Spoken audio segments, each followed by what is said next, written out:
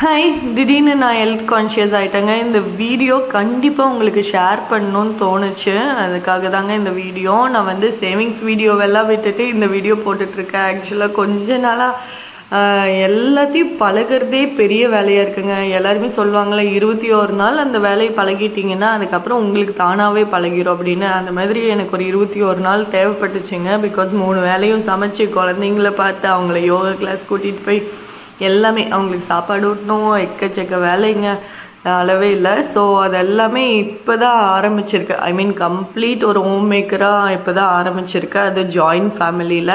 அதனால் எனக்கு கொஞ்சம் டைம் தேவைப்பட்டுச்சுங்க எல்லாத்தையும் அரேஞ்ச் பண்ணுறதுக்கு. ஸோ சேவிங்ஸ் வீடியோ வந்து நான் உங்களுக்கு சீக்கிரமே ஷேர் பண்ணுறேன். பண்ணிட்டு தான் இருக்கேன், பட் ஷேர் தான் பண்ண முடியல.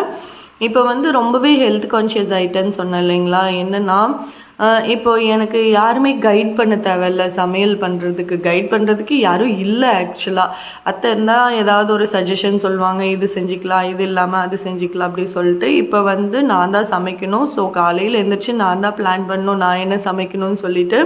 நான் சமைக்கிறத எல்லாருமே சாப்பிடணும்.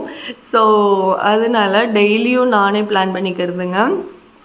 முடிஞ்ச வரைக்கும் சிறுதானியம் ஃபஸ்ட்டே வீட்டில் வந்து எல்லாமே வாங்கி வச்சுருப்போம். எல்லாமே 1 கிலோ அந்த மாதிரி மொத்தமாக வாங்கிடுவோம். ஒரு 10 சிறுதானியமாவது வீட்டில் கண்டிப்பாக இருக்கும்.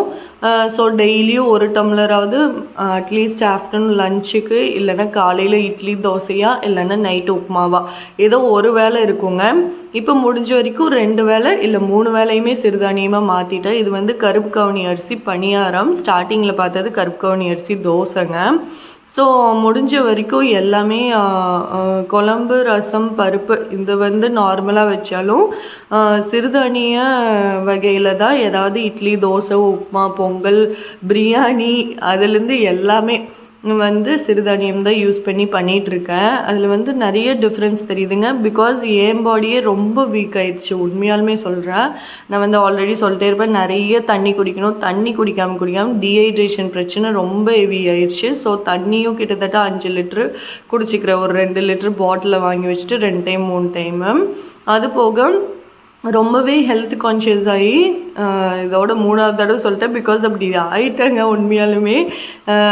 என்னென்னா ஏதாவது சிறுதானியம் தான் சாப்பிட்ணும், வீட்டு சாப்பாடு தான் சாப்பிட்ணும், அந்த மாதிரி மாறிட்டேன். இப்போ வந்து எனக்கு வெளி சாப்பாடை பார்த்தாலே, வெளி சாப்பாடுனா இந்த பானிபூரி அந்த மாதிரி ஐட்டம் பார்த்தா கூட இன்ட்ரெஸ்ட் வர மாட்டேங்குது. எதுவுமே ஒரு பஃப்ஸ், எக் பஃப்ஸ் கூட முழுசாக சாப்பிட்ணும், வாங்கி சாப்பிட்ணும், ஒரு கேக் வாங்கி சாப்பிட்ணும், ஐஸ்கிரீம், இந்த மாதிரி எதுவுமே சாப்பிட்ணுன்னு தோணவே மாட்டேங்குதுங்க. ரொம்ப ஹெல்த்தியாக தான் சாப்பிட்ணும் அப்படின்ற மைண்ட் செட் வந்துருச்சு. அதுவும் இல்லாமல் வீட்டு சாப்பாடு தான் ரொம்ப ஆரோக்கியமானது அப்படின்ற மைண்ட் செட்டும் வந்துருச்சுங்க. இப்போது வீட்டு சாப்பாடை விட்டு வெளியே சாப்பிட்டா நம்ம பாடியில் ஏதாவது பிரச்சனை வந்துடும் அப்படின்னெல்லாம் மைண்ட் செட் ஆயிடுச்சு. அதுதான் 21 நாள் பழகிடுச்சு போலங்க, நானே சமைச்சு சாப்பிட்றதுனால.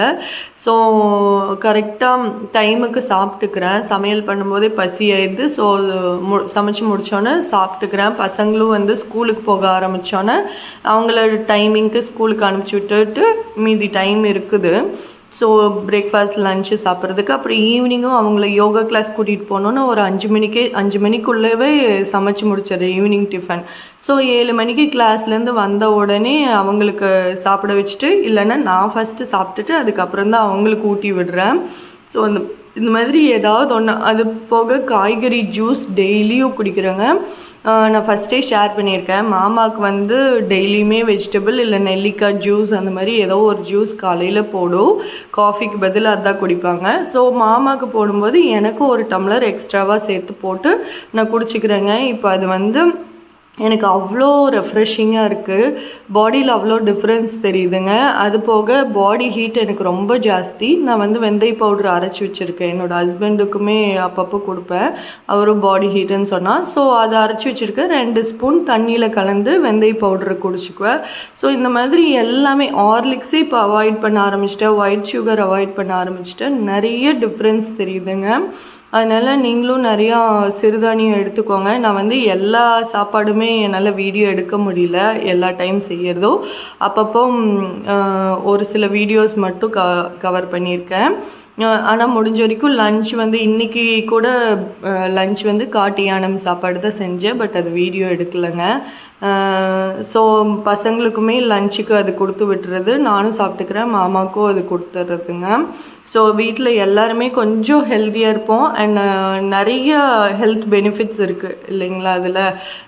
ஒரு சில அரிசி பார்த்தா தைராய்டு சரியாகுன்றாங்க, ஸ்ட்ரோக் சரியாகுங்கிறாங்க, ஹார்ட் ப்ராப்ளம் சரியாகுன்றாங்க, ரத்தம் வந்து உறையாது, பிளட் கிளாட் ஆகிறது வந்து சரியாகும். அப்படி ஒவ்வொரு அரிசிலையும் சிறுதானியத்தில் வந்து ஒவ்வொரு நல்லது இருக்குது. அதனால் எல்லாருமே கொஞ்சம் இந்த மாதிரி மாறிக்கோங்க. நீங்கள் வெளியே சாப்பிட்றத எவ்வளோக்கு எவ்வளோ அவாய்ட் பண்ண முடியுது தெரியல. பிகாஸ் வெளியே போகிறவங்க நிறைய பேருக்கு டெம்ட் ஆகும் வெளியே இருக்க சாப்பாடுங்க.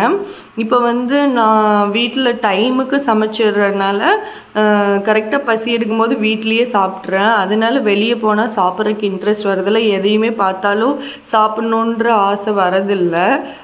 அதுவும் ஒரு காரணமாக இருக்கலாம். பிகாஸ் பசிக்கும் போது வயிறு ஃபில்லாக இருக்குது அப்படின்றனால ஃபஸ்ட்டெல்லாம் பசிச்சாதான் நம்மளுக்கு வெளியே ஏதாவது வாங்கி சாப்பிட்டுக்கலாம். இனி போய் வீட்டில் யார் சமைச்சு இல்லை அதை எடுத்து சாப்பிடணும் இதை எடுத்து சாப்பிடணும் அப்படி யோசிப்போம். இப்போ வீட்லேயே டைமுக்கு சீக்கிரமாக சமைச்சிடுறதுனால வீட்லேயே சாப்பிட்டுக்கிறேங்க. அப்புறம் கீரையும் வாரத்துக்கு 2 நாள் எடுத்துக்கிறேன். ஸோ நான்வெஜ் வந்து இப்போ வாரத்துக்கு 1 நாள் தான் எடுத்துகிட்ருக்கு. அது வந்து பெருசாக எடுத்துக்கிறது இல்லை நான்வெஜ் வந்து கம்ப்ளீட்டாக. இந்த மாதிரி தான் போயிட்டுருக்குங்க. பட் ரொம்ப பாடியில் டிஃப்ரென்ஸ் தெரியுது. நிறைய வேலை செய்கிற மாதிரி இருக்குது. தூக்கம் குறைஞ்சிச்சு. 6 மணி நேரம் தான். அதுவும் டீப் ஸ்லீப் வந்து பெருசாக இல்லை குழந்தைங்க இருக்கனால. இருந்தாலுமே பாடி அவ்வளோ டயர்ட் ஆகிற ஃபீல் இல்லைங்க. டயர்ட் ஆனாலுமே சீக்கிரம் ரெக்கவர் ஆகிற மாதிரி இருக்குது. உண்மையாலுமே இந்த டிஃப்ரென்ஸ் எல்லாம் தெரியுது. அதனால தான் இந்த வீடியோ கண்டிப்பாக உங்களுக்கு ஷேர் பண்ணணும்னு தோணுச்சு. நீங்கள் பணம் சம்பாதிக்கணும்னு ஓடிக்கிட்டே இருக்கிறோம். பட் நம்மளே ஸ்பாயில் பண்ணிக்கிறோம். அதை சரி பண்ணணுங்க கண்டிப்பாக. பை.